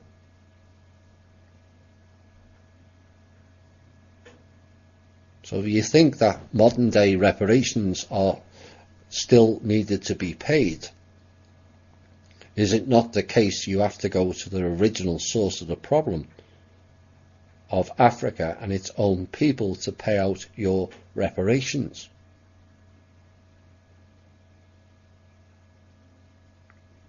History has never told you the full facts. It never does. But perhaps if people of their own colour and nationality hadn't sold out their own people, maybe the issue wouldn't have arisen in the first place, or certainly wouldn't have happened on the vast scale that it did. Look, I've said this many times in the show. We are all owed vast sums of money, or pieces of paper and bits of metal we now call currency, which is an interesting term in and of itself.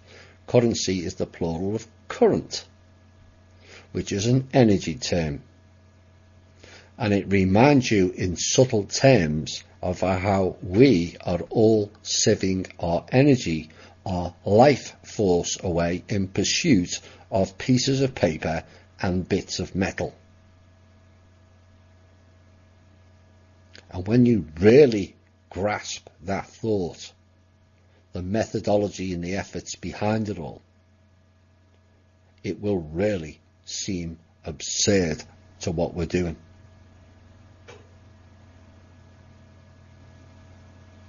Nowhere near the levels we are owed can ever be paid back to us, ever. But Manor World Holding Trust is trying to work out a way where we all get something back. But please don't ever demand money now for the suffering of slaves from 50, 100 or 500 years ago. That is just so demeaning to those people who did suffer, and shows a complete disregard for the suffering of those who went before you, no matter which colour or creed you are.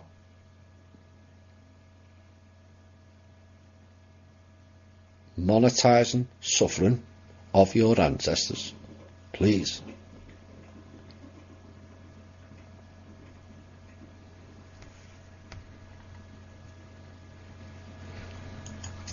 The reason there's no Q&A, apart from the extensive intel, is I've pulled four questions out.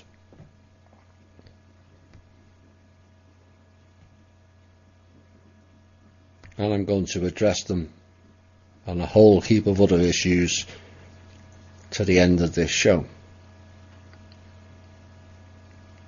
This type of thinking has to stop.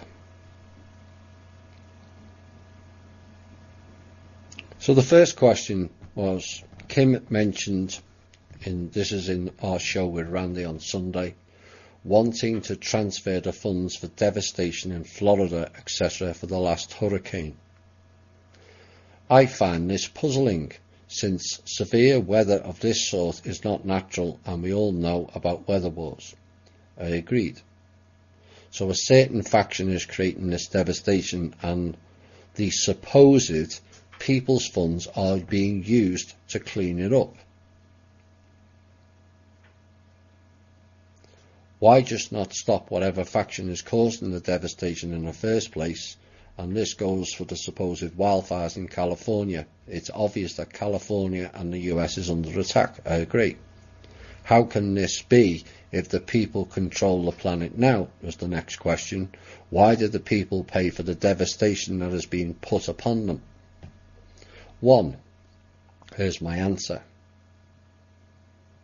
We are the team who is attempting to fix many of the world's ills. We are not an army or a military force. 2. The people, in essence, are in control of the planet. But we also have people who wish to continue the old ways. and people like whoever wrote this email spending their days complaining about their circumstances and not the all. Complaining and doubting those who have tried to help you. As heaven forbid you would try to help yourselves. And this is the biggest problem we face, in particular in the Western world. You ask for freedom and yet do little or nothing but look for faults in the people who do. There is another similar load of loaded and doubting questions on this subject that I will not get round to covering in this show. Received today, or yesterday. Item 3. So why did the people pay for the devastation as put forward by this person? Clearly you have zero understanding of who pays for anything with that type of narrative. We have always paid for it. You don't think the cabal have paid for it, do you? Seriously? And the question back for the person who wrote this is, should we wait for FEMA to do it then? And you do realise FEMA is paid with our money now. Governments don't have money, only ours, in case you missed that fact. And FEMA has had 5 to 6 weeks to help those people in the disaster regions and have done nothing. Just sat there waiting for the Rothschilds' RV-based money. In fact, the only reason FEMA has any money, and it's not much, it's because of the trust that you are trashing. But let's ignore that fact, shall we, and rip everything apart because you have no real idea of what's going on. So the trust decided it would be a good idea to take over all disaster situations. All of it would be coordinated, all of it would be transparent, every single dollar would be accounted for. Currently, none of it is, and put people back in their homes as soon as possible. Now the team spent a whole week working 15 to 18 hour days on that particular proposal, which went directly to Mr. Trump, which was agreed, and then other forces came in and blocked it. 15 to 18 hours a day for a whole week with no pay to help the people and all get back to their homes. And yet we get this level of bullshittery from people we are trying to help.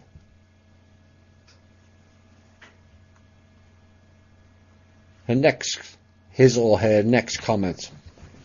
Thomas mentioned loans in the show. What? So here we go again. The people needing to borrow their own money. That is the old system for sure. He also mentioned public projects to give people water, clean water, etc., so that they can become self-sufficient. So many people are incapable of being self-sufficient due to the slavery en masse on the planet. If the people are now in control, why haven't the new technologies, free power been released? And why do we still pay utility bills if the people own everything?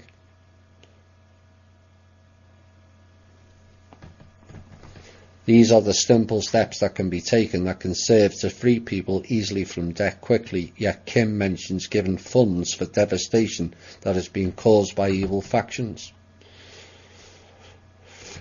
My response? I never mentioned loans at all.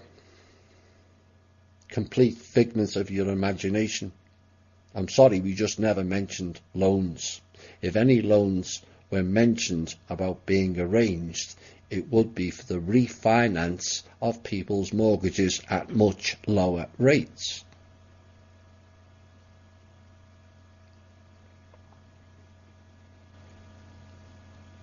And whilst you sit there complaining and ripping it to shreds, we have worked out a plan to eliminate student loans. Again, spent 15 to 18 hour days on that, also for no pay. But you carry on being critical. And as for the comment, so many unable to be self-sufficient, I agree.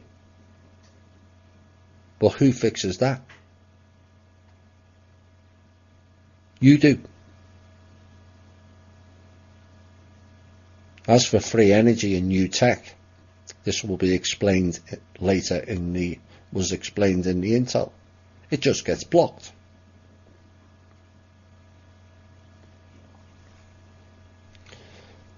Next comment was, if these cabal factions have been cut off, as Kim said, why are they still able to live their lifestyles? Answer is because they have access to leverage funds, print out fake money, which our team have worked hard to close down. 4. Kim mentioned these funds used for sustaining social security. Again, what? SS is such a Ponzi scheme, it's not funny, as are all pension systems. I agree. And then goes on to explain how her husband worked all of his life, and she's now, sadly now he passed away, and she's getting a fraction, less than 15,000 of that money that he paid with his labour. I cry when I think of all this hard work going into someone else's pocket. It is so disgraceful and both saddens me and angers me. There is more I can mention, Randy, but to wrap it up, why is this any different than NESARA, the Saint Germain World Trust, or OPPT? These are the type of comments we've had to deal with and the questions. Now the answer to that final part is we, the trust, has always paid social security. And yes, the rest is a Ponzi scheme, as outlined in a previous show. Again, our team has worked on a solution to fix this problem.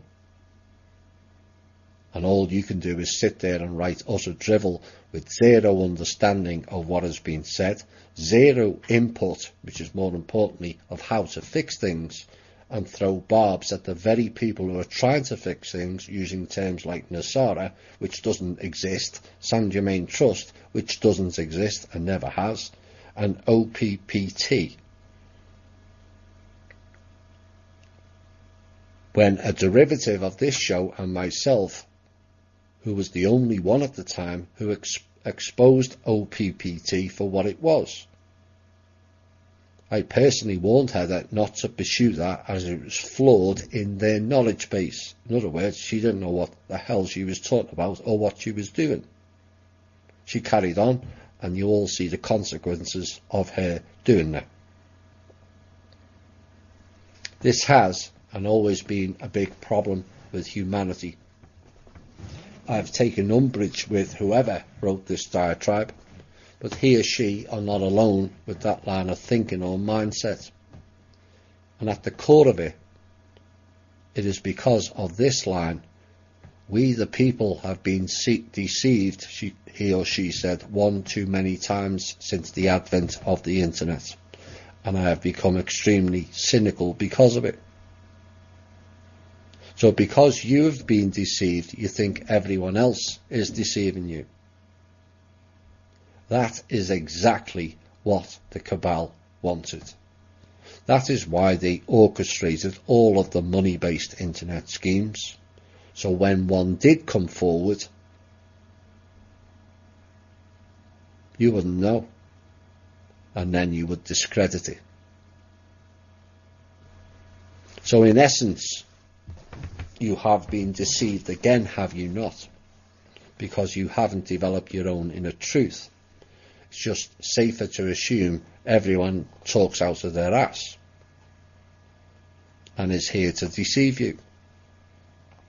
The reality is you are deceiving yourself. This is why the internet is overloaded with bullshit, all designed to distract, confuse and mindfuck you. And yet so many go along with it. Now Randy Morgans took the time to put on that show due to several people sitting there with nothing better to do than to find faults with everything so they don't have to do something themselves. Is that harsh? Possibly. But the truth, largely. So now Randy gets flack because he is seen as endorsing it. Really? He puts on a show for you, not he, to decide whether you choose to believe the information or not, and when you are incapable of making up your own mind, you then turn on him. Is this the way people are supposed to work? Will this mode or mindset fix any of the multitude of problems we face? A multitude that is largely of our own making, I might add. Now some people may not like that last statement, but I'm sorry. I overview information and I see all sides. And the reality is, of our situation, we largely created it. Due to wanting everything given to us on a plate and everyone else can fix things but us. We as a collective have to fix things ourselves or we are doomed. It's that simple. So you can lay off Randy. He, along with the OIM lads, are one of the very few actually trying to get the masses to understand what is going on and has gone on here, after we all swallowed a feast of bullshittery via the internet since 2011 onwards. Why is it Randy's responsibility to decipher who is right and who is wrong? Why is it by having guests on his show to help you gain knowledge, is it suddenly his fault that you essentially can't tell black from white? He, like I, spends a great deal of his time to get people the information, and some can't even be bothered to discern for themselves and then blame the show host. Do me a favour and yourself and go back to sleep. If that is your course of action, you help no one, including yourself. Now, Randy had his own doubts and may still have some of his own doubts surrounding some of the narrative, and that's fine. It's fine to question. But many of these questions are not out of curiosity of the subject, but to find faults or inconsistencies in it. Big difference. If you're doing that, then your very mindset is not in the correct mode. So to the people who ask questions, look at the questions closely. Is it out of curiosity and a deeper understanding required, or are the questions looking for faults and the people who delivered it?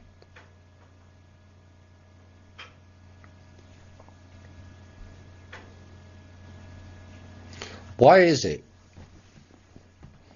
this appears to be the only show that is accountable for its information, and yet no other show does? They just spit out whatever bullshit they like, and many people swallow it all up like a Thanksgiving banquet, and then come to THI and doubt and question everything, even when we have provided a plethora of evidence to support what is being said. Why is that? Now, some of it's because of agency shills and the cabal-oriented shows pushing their bullshit narrative. But why are people so afraid of the truth? Is the biggest question. The only show with a question and answer which allows for accountability. Why is that? Why, with all the plethora of detailed information provided on this show of 30 to 50 topics globally, have I never ever been asked to go on any show ever? Randy Morgan's connection was because of Drake, and we became friends. I wrote to and asked the OYM lads to go on their show in March 2016 for personal reasons. The only other show I was on was Ben Pam's, and again, that was because of Drake. So here I am, after nearly 5.5 years of information that is way beyond most other shows that have pervaded the alternative media, and not one other show has had me on. Not one. Oh, some have asked a few times, and then you get crickets or complete silence. Why is that? And it's something all should ponder on. Could it be I talk out of my ass? Possibly. But talking out of my ass never prevented clowns like Corey, Wilcock, Keenan, Steele and the latterly dark journalist and Jordan Sader, did he?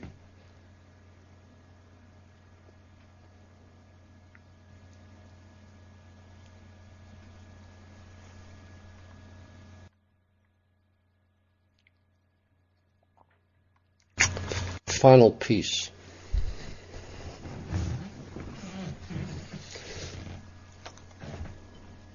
For those who doubt the Manor World Holding Trust, myself and the team,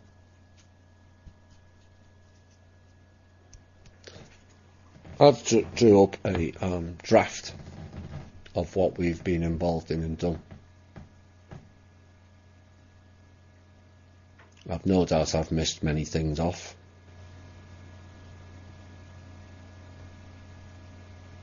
The revamping of the Social Security Fund,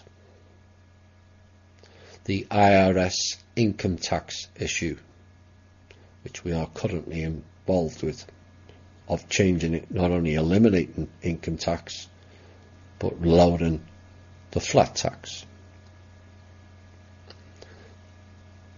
Disaster fund delivery.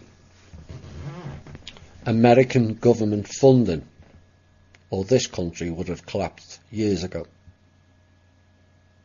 We speak to presidents, prime ministers, heads of state of virtually every country on the planet, assisted in the ending of martial law and delivering the peace treaty, negotiating for the return of all US military hardware that was sold off in its entirety to a Chinese group, no, not the government, and is being loaned back for a fee currently. Garnered real intelligence all over the world, which has A, highlighted issues, B, prevented wars, C, stopped false flags, and D, provided an enormous amount of knowledge to the relevant authorities. We have also sent out hundreds of thousands of real documents of crimes committed by thousands of people globally, fixed hundreds of backdoors in banks, central banks, the White House, the Treasury, the Department of Justice, all agencies in this country, and removed some security certificates of not only from the previous mentioned, but also off some people's phones. We've emptied bank clearance accounts and transferred the funds that were held there and sent them directly on to who they were belonged to. Liaised with and set up various humanitarian projects globally to get them ready. Liaised with various think tanks to set up other projects for humanity's benefit. Scooped up all 6,500 trusts that were used by the cabal for various rogue means against us and amalgamated it into one trust that will be 50% for the countries and 50% for the people. This cut off their energy flow. We removed the top controllers, including the one known as Marduk, returned souls to their rightful owners. Oops. Liaised with the Galactic Council for a permanent seat for some humans to sit on that council for the first time in our history, so we the people can have our say. We are working with the 39 different other beings here to ensure total peace on this planet. We are working with some other beings to prevent major catastrophes. We are working with some other beings to ensure the peace treaty is enforced. We are planning with some other beings of how we can all work together in harmony and peace for the future, not just here, but the whole universe and the multiverse beyond that. We issued America its sovereignty for the first time in its history, spoken to various military top brass, the Pentagon, the agencies, the Rothschilds and many other clans to teach them how they have all been lied to. And what have we had in return for doing all that? We have been shot at several times, yes, with live guns. We've had abduction attempts several times. They have tried to kill us by interfering with our cars.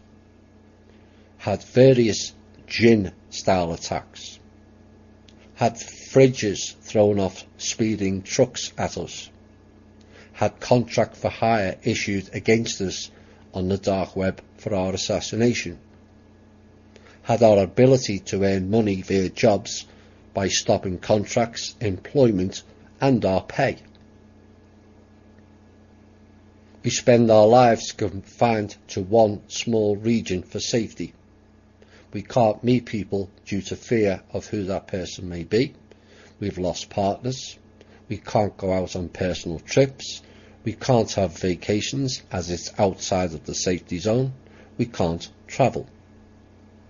In other words, we can't have a normal life.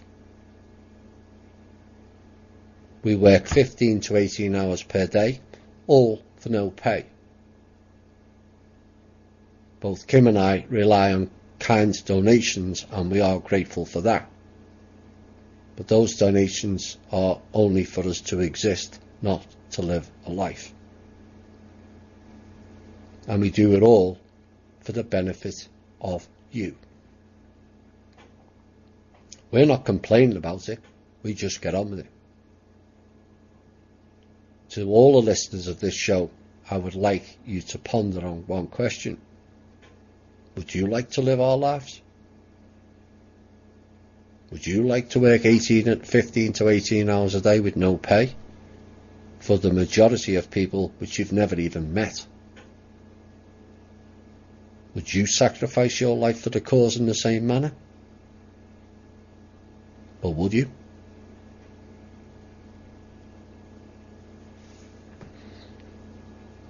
I take great umbrage when internet warriors sit there and have the temerity to criticise what we have done, question our motives, accuse us of being frauds, demand why we haven't done this or we haven't done that.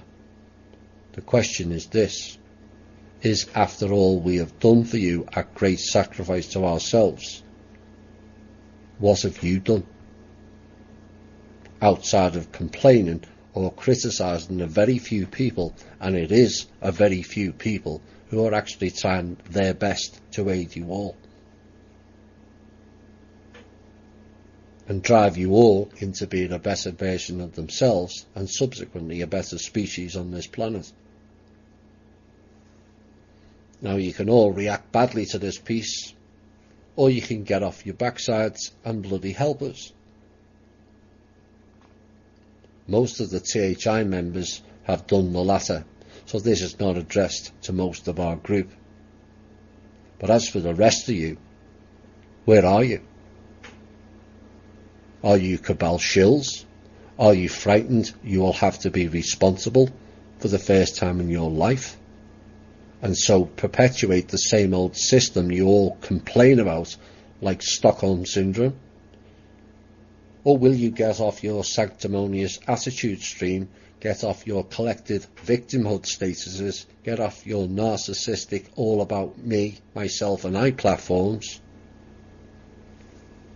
or get off I want to be important attitudes and actually do something important. Or get off your everyone is fooling me stance, as the only one who is fooling you really is yourself. Get off and get out of your slavery suit, or will you get up and fight for your fellow man, woman and children and be the change? Not ask for the change, be the fucking change for once. You will not get change unless you change yourself. Otherwise you are addicted to a saviour program. It never worked 16,500 years ago and will not work now or in the future. I can tell you here and now, if the Manor World Trust and the team fails, it will not be because of the cabal, it will be because of the people themselves and the lack of support behind it. And I'm not just talking about the alternative media either. This is our last solution to fix things for real. The last solution. We have the funds that can make the changes. In UK terms, it's called having clout. But if the people are just going to sit there asking questions to find faults and not provide solutions, then I'm sorry to say this planet will get its cabal world we have strived hard to prevent.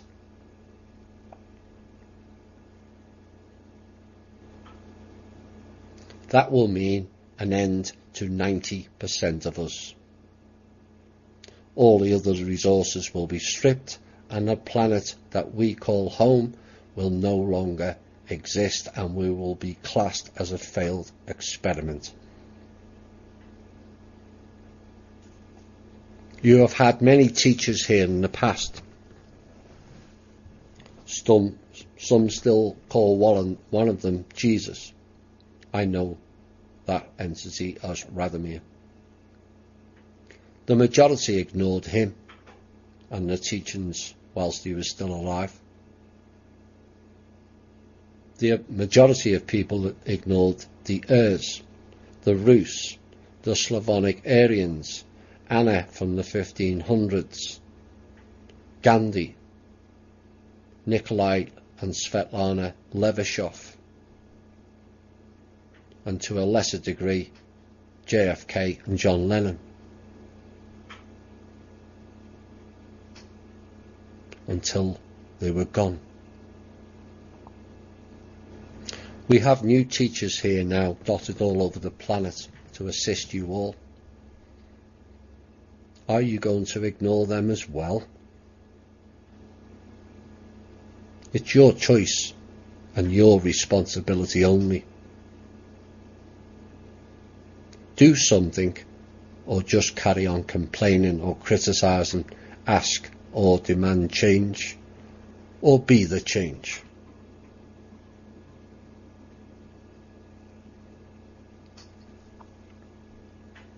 What are the consequences of if you wish to carry on as we are now and stay divided? Idle mind, service to self, and continuing those traits. Because if you do, I will say adios, aloha, arrivederci, ciao, auf Wiedersehen, au revoir, bon voyage, sayonara, and goodbye for humanity and goodbye to this planet we call home. That, my friends, is our reality. It's your choice how you wish to proceed, a case of live and thrive or die. It's that simple. This is the Truth, Honour and Integrity Show. My name's Thomas Williams.